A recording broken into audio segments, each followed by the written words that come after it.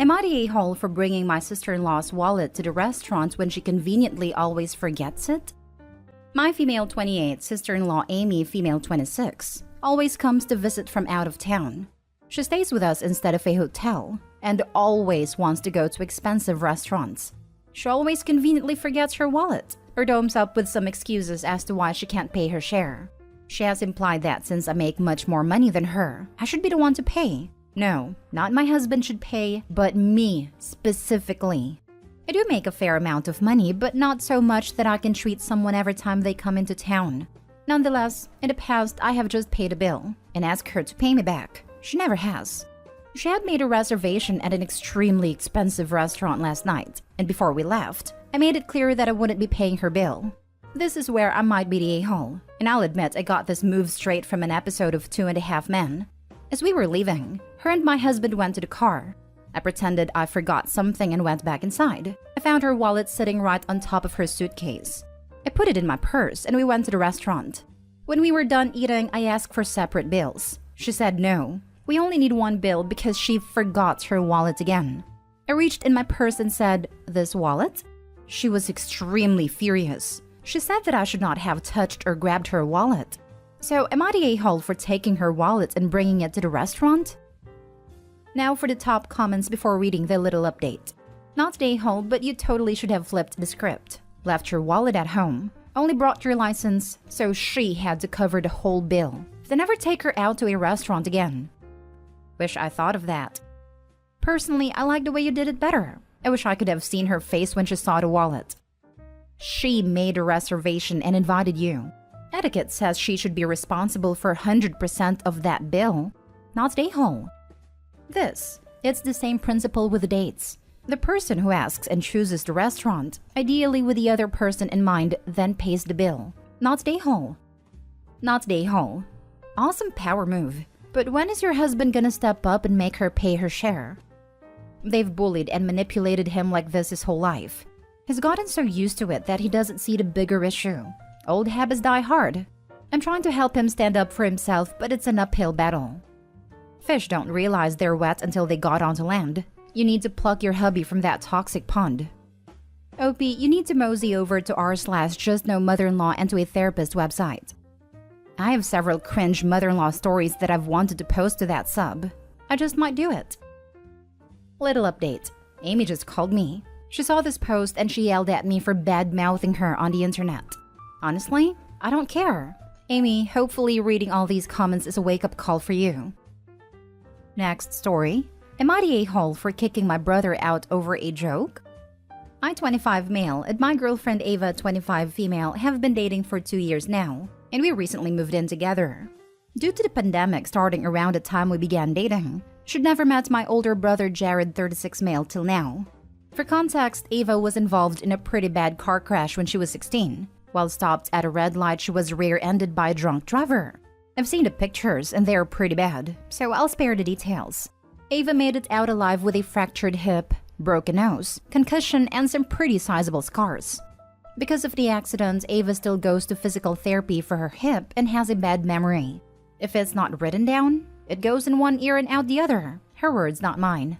Yesterday morning, Ava left pretty early for her appointment. She has forgotten her notebook at home, which has all her important info and list for the day. So when she got home, she was shocked to see Jared in the apartment. It took a minute or so to remind her what was going on.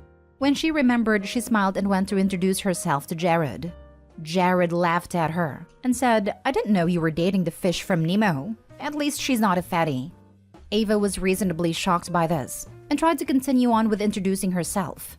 Jared said he didn't need to know her name because he was going to call her Dory. He then made a joke about Ava's scar. She was wearing a tank top, so you can see the scar going from her right shoulder down her arm.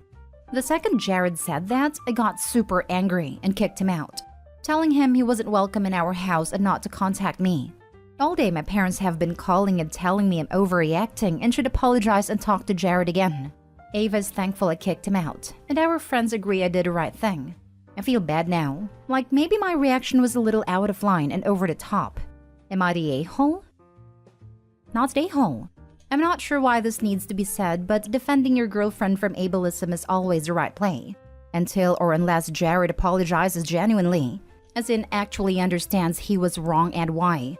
I'd go further and just stop associating with him altogether. Honestly, you would be the a-hole if you just let this slide and acted like nothing happened. Also, who starts saying all this bullying stuff to someone they just met? Oh right, jackasses. Not a-hole. Your brother is a huge a-hole. And some other really choice words that would get me in trouble here. I'd go no contact with him over this. There was absolutely no excuse for his bad behavior. And tell your parents that they raised a bad seed, and if they keep defending him, go no contact with them as well. What kind of people enable such atrocious behavior? Defend a horrible behavior and a person perpetuating said bad behavior. Do apples not fall far from the tree, or is he the golden child? He's the God-given golden child who can do no wrong. That explains a lot. Hope his child doesn't take after him. By the way, OP, you should have named him Richard in the post. You know, because he acts like one. Next story. Am I the a-hole for telling my in-laws they have to call before visiting? Recently, my wife 29 female and I 32 male bought a house. I told her family that they are welcome if they want to visit. They just have to ask first. And because we have a newborn baby, I also told them that for now we will be hosting only short visits from the baby's grandparents, with no more than 3 people at the same time. I've never been a social person. I've never visited anyone before asking or being invited, and nobody has ever visited me without asking first. Not even my parents. I thought that was a common rule of basic education, but who knows? That's why I'm asking if I'm the a-hole. As soon as the baby was born, they started coming without asking, staying from morning till evening and regularly making a mess in our kitchen. I told them that we don't need help. I work from home and my wife is on maternity leave, but they are welcome to visit. On Sunday, my wife's parents, siblings, and nieces showed up. We were asleep, and they called like 20 times. After that, they started sending pictures of our entrance saying they're outside. Finally, they woke me up. I went out and told them we were asleep. They wanted to go in, but I assumed they saw my face at a time and just left. Yesterday, my wife was not at home. I was changing the baby's diaper and suddenly my father-in-law starts to video call me like crazy. I finished baby duties and called him back, and he was angry AF and yelled at me why wouldn't I open the freaking door. That was it. I waited until my wife came back and talked to her father and mother. I told them that they have to ask/call before coming. My wife's mom freaked out and told me that if she has to call, she'll never come back. My wife's dad was like, "Dude, I called you like 5 times." So I told him what's the freaking purpose of calling if he does it when he's already outside. It's our home, our rules, our privacy. So they got pretty mad, and that made my wife upset. She agrees with me. Everyone has to call before visiting. We could be busy, or not at home, or not wanting to see anyone at a time. But her parents and siblings seemed so casual about it that I'm starting to doubt if I'm the a-hole. And everyone can show up to everyone's place anytime. Not the a-hole. It's our home, our rules, our privacy. Nail hit squarely on the head. Who has ever told them this is okay? You never show up to someone's house uninvited expecting to go inside, unless you've been explicitly been told that it's okay. And when they have a newborn, is the exact wrong time to do this. Not the a-hole. I think it's basic manners to call before you come. It's your house. They either respect your rules or don't come. That's what I said. Ask them if you need to get your attorney involved. Have cease and desist letters sent to them, restraining orders if needed, as well as their arrests. I totally get you. What's stopping me is that this will hurt my wife and my relationship. Maybe that's what they're looking for. Not the a-hole. Since they are so disrespectful and can't figure out how to call first, I would make a new rule. Her parents are not allowed to visit unless personally invited by you or your wife. They're not welcome. No more self-invites regardless of calls. They can come when they're invited. That's what I said first, but my wife didn't agree. Since this is a marriage, I told her, okay, I'm gonna do my part. They don't have to be invited. They just have to call/ask first, but they still won't. Next story. Am I the a-hole for saying no to helping my sister-in-law's foster kid? I'm 26 male and married to my amazing wife Leah, 25 female, and we are expecting our first baby in November. I'm a foster kid. I aged out of the system after a pretty awful experience with the system. I have trauma. Lots of trauma. It's not something I can talk about easily, and Leah and my therapist are the only people I have opened up to, and I try not to burden my wife with this. She understands and never pushes, but she has told me that I can tell her anything when I need to. Her sister Janet, 33, female, and brother-in-law Michael, 37, male, are foster parents and biological parents. Their first foster kid has been with them for about 4 months now, and the kid is struggling. The kid hasn't told them much about their experience, but they assume, probably correct, that their time in foster care has not been very positive. Janet wanted me to take her foster kid under my wing and speak to them about being a foster kid and basically act like a therapist. She said based on my own history in the system, I would be the best person to help. But I don't feel up for that. I don't think I can deal with someone else's trauma related to foster care on top of my own. And I don't feel like I could talk about my experiences either or bring up my trauma to the child. Janet and Michael did not like my response. Leah and Janet fought. Then Janet and I disagreed very strongly on it. She told me I was an a-hole. And as a grown man and soon-to-be father, I should be willing to help a child. And how can I expect to be a good father when I have so much trauma that I cannot put aside for a child in need? I feel bad about a kid and I feel some guilt. But am I the a-hole? Not the a-hole. This child needs professional therapy, and they have no right to capitalize on your pain for the sake of avoiding that expense. They chose to foster, so this is their responsibility. Put that guilt aside. It's crazy to me because at least in my experiences with the system, the state usually had the kids in therapy anyway, or maybe that was just our situation with my niece. But the kids usually had medical expenses covered, and I thought therapy fell in with that. They need to get this kid professional help for sure. Not the a-hole. They don't understand trauma or the risks that you've been taking with your own mental health. They don't understand that far from finding it helpful, their foster child might be upset by it. If you don't feel able to do it, then setting that boundary is important. I actually think your response shows a lot of self-awareness and was the healthiest one you could make, talking as a former kid of the system. Not the a-hole. You are neither obligated nor frankly qualified to be this kid's therapist or mentor. You would be harming yourself and potentially doing more damage to him than the system already has.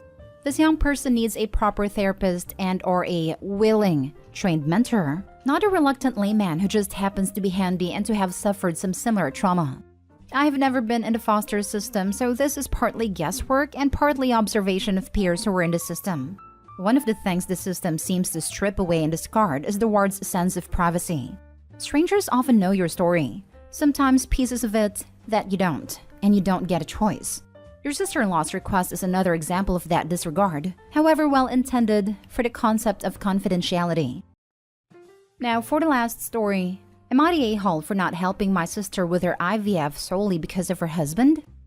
My 34 female sister Meg, 31 female, cheated on my ex-brother-in-law, Josh, with his best friend Liam. They did it for over 4 years until Josh found out and broke up. Liam and Meg have been officially together for 5 years now. My ex-brother-in-law has been my best friend since elementary school, and my sister knew him through me. And despite me saying it would make things uncomfortable, she insisted on hitting on him until he noticed and they started dating. My relationship with Meg took a toll on me because I was annoyed with her for doing this to my best friend, but we never cut contact because of my nephew, her son with Josh and my godson. 1 year ago, I received a large amount of money from inheritance. And because I have a good financial condition, I decided that half would go to help my parents and siblings. My parents received 50% and my 4 siblings, 12.5% each. My parents decided to renovate the house. 2 of my brothers paid off their house debts. Meanwhile, my other sister asked if she could pay for IVF treatment with her girlfriend with that money, and I said yes. At no instance did I control how they wanted to spend their money. Well, Meg was super happy with my help and talked about paying for IVF with Liam because of his infertility, and I hesitated. I'm still best friends with Josh, and I can tell you what they did with him cost years of therapy to get him to start thinking about dating someone. I don't talk to Liam 99% of the time, and I only helped my sister, because after all, she had my nephew. I didn't go to the wedding, and I always made it very clear that it wasn't a relationship I would support, but they are free.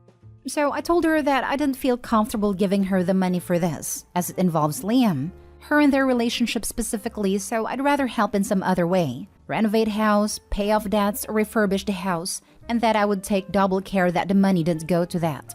She started screaming, telling me to get over something that had nothing to do with me, and that was years ago, and that I was treating her and my other sister differently because of the past.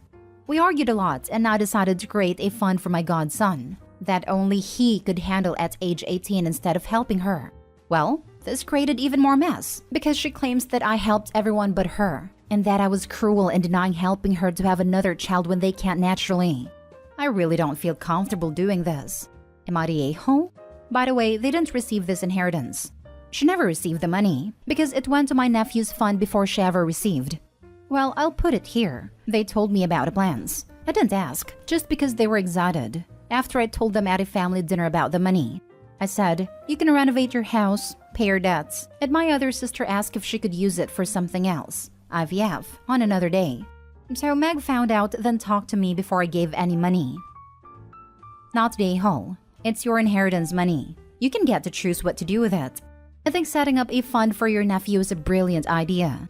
If she wants another kid so bad, she can go cheat on Liam. Haha, that's awesome. OP, not the a-hole. Your money. I like the trust fund idea. Not the a-hole. Okay, so you are treating your two sisters differently. So what? One of them didn't put your best friend through the ringer. The money is yours. You could have chosen to keep the money. You could have given it to Josh, an arts museum, or the local animal shelter. Meg doesn't have any say in what you do with the money. If she really wants another child, she could try adoption. Also, by helping her nephew, by proxy OP is still helping her sister.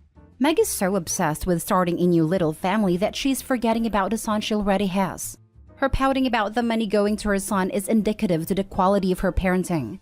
If she cannot afford IVF, then she cannot afford another child. Sorry. Absolutely not the a-hole. I hope Josh is doing better.